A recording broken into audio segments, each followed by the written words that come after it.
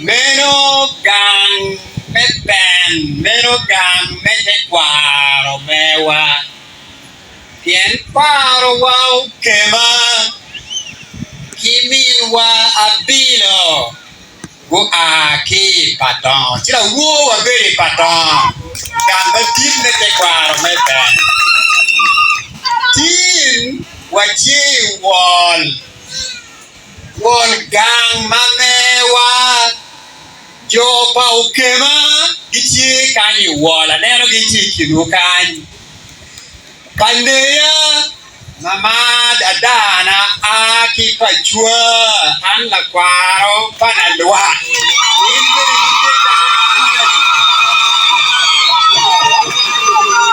Jiman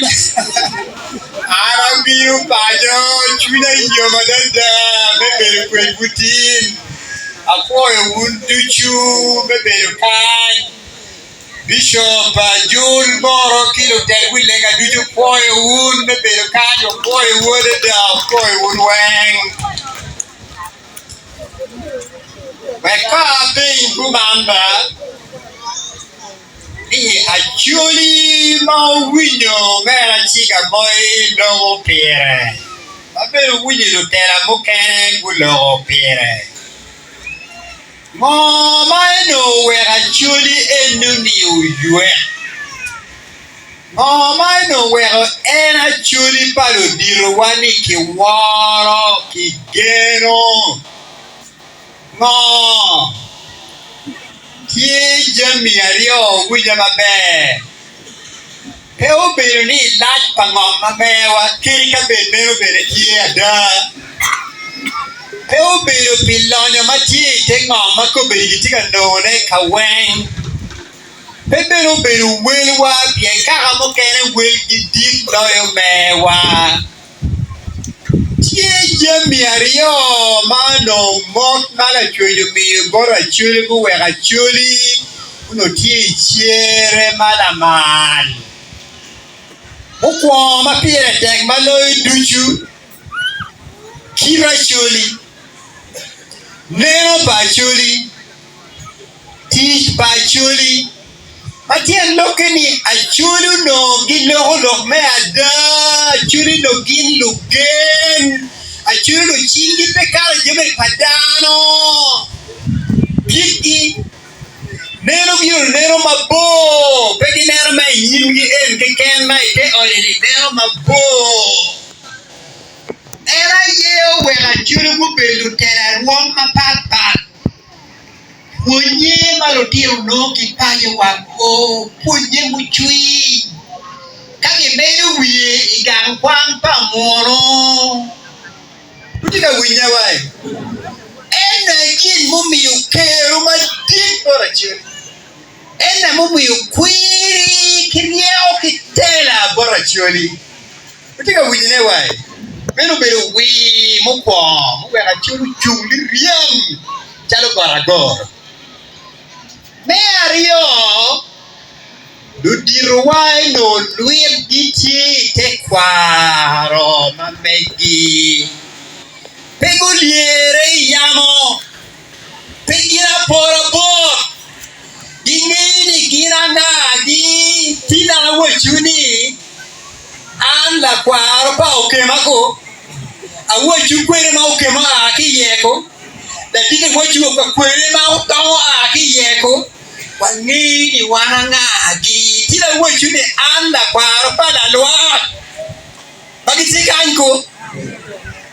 dudiro wa do gini te kwaro kina ngagi di ki kwere gini umor bala chuyo mi bot Bon meriero, bon metela, dingeu mana cucu biu boti, tahu wanelo miel bola patong, pei jual ye bola biu bolong, ipe wanelo miel pacar men, ti wanelo miel kaerini, kiri Asia, kiri Europe, pei nelo deu ki kuire miel pacar men. Kuri wajib miel ario, kan kai cang miel, weng me curi ci wajib dingo. Kai cang weng me curi ci wajib dingo. Kai kiri yo do, peti kam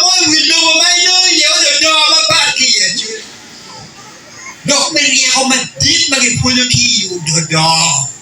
piti kamo ma gipuonjo no tine wan odi chake ma gitino niyo ma ka giudodo di kutika winye wai moti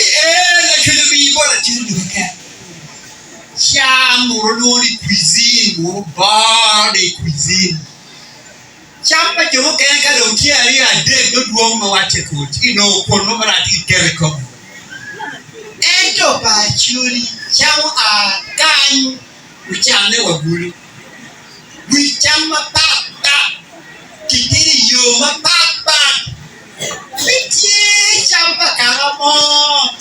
vapore kimon ne chamu nyo cuisine ma nyo kini kan kilo dirwa ungenye meyo mor mati pakimi botwa kuchuli riye kubeyo kia waye kubeyo enyu beyo mene mechiranyim chena ngor twa ma wero wantin wabayo mor beno weng chena Chido din kala din chief justice wadani kituba madin Mejikan na Acholi Mejikan na Uganda kituba madin Mejikan na Africa kiwido porol pinitai Achen lokeni jambi ario ma wajoni Olandero Ubalero umuyuo Gimauno mi ukerubo jowa kitwa Ubalero Luitwaje kwarwa Wichiro umuyuo Mtika winyewa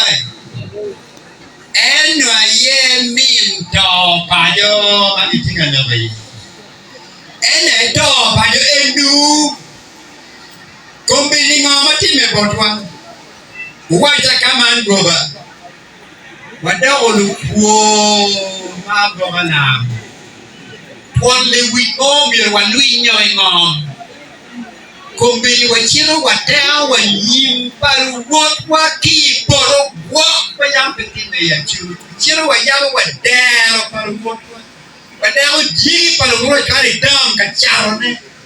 Jam ki boro nyuge ma pay pu chire rayu way kala down jam walk petin me ya Acholi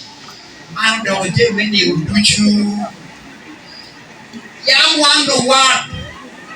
watenda tena wakono ruwot wa chui ma yom kala tin panjerano no great me achiel chire school mama te dile mana bio kanyo wa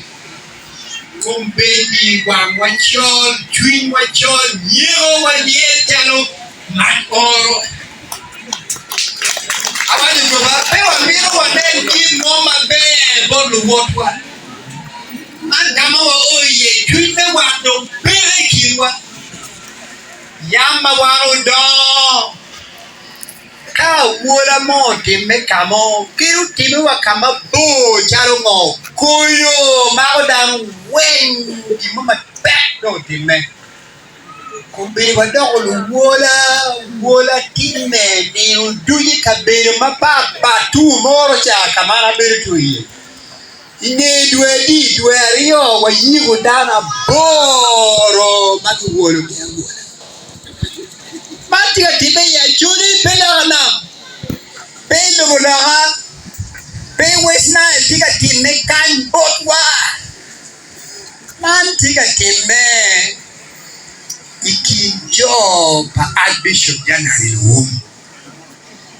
tika wiya man jo pa January home tika wolo what matime man tika time bojo pa Jildo Irwa ma tibe pe ma yirma duong tikan dile wachiro kulu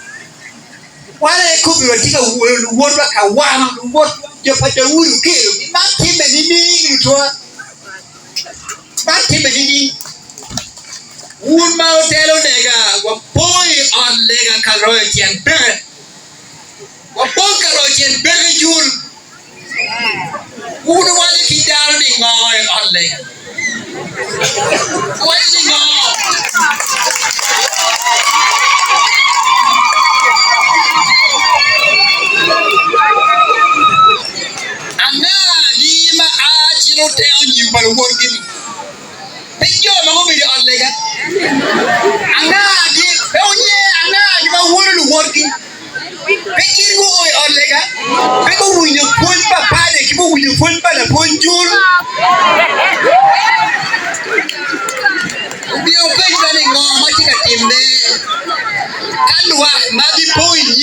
ching chapin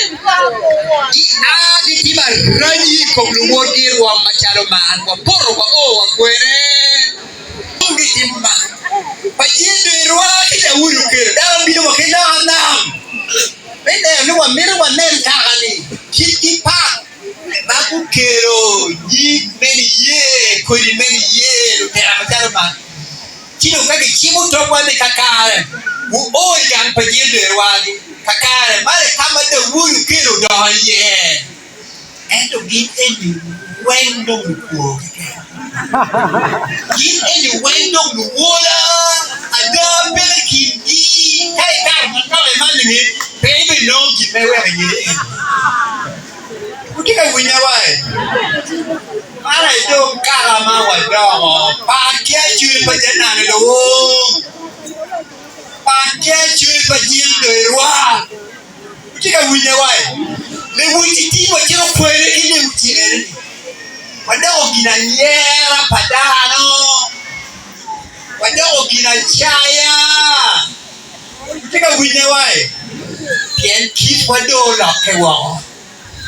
chiu wero jemi mu kwa ma waju ni minto bayo era ye kitwa era gilba tika time chunywa gilma tika time iwiwa imero wa chakila omeno uina wa chakila omeno kabeni wa wajo ni buto ba yo mukene na lero winyo tera chero churukanya wachi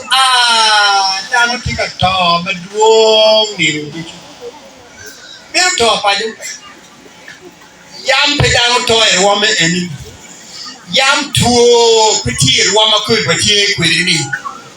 enu ni neno itwa be pimu ne olo diro pimu wachi oni chi na munyo to maroman wawaje ko be ni kwan mayam kwan pamoro uno Acholi PM ki district mati Uganda West Uganda keken kurbe primary kur secondary kur university daro aki chao kan chiro wa kisuru chiro wa kere do professor do engineer do nurse do na kun mati adong peti katime karimatiri mo tatin mo chiri chukul kan no bet gikan pedie kamo menyure kwao to ro bet kibon makan meu men no be pin mero chan na de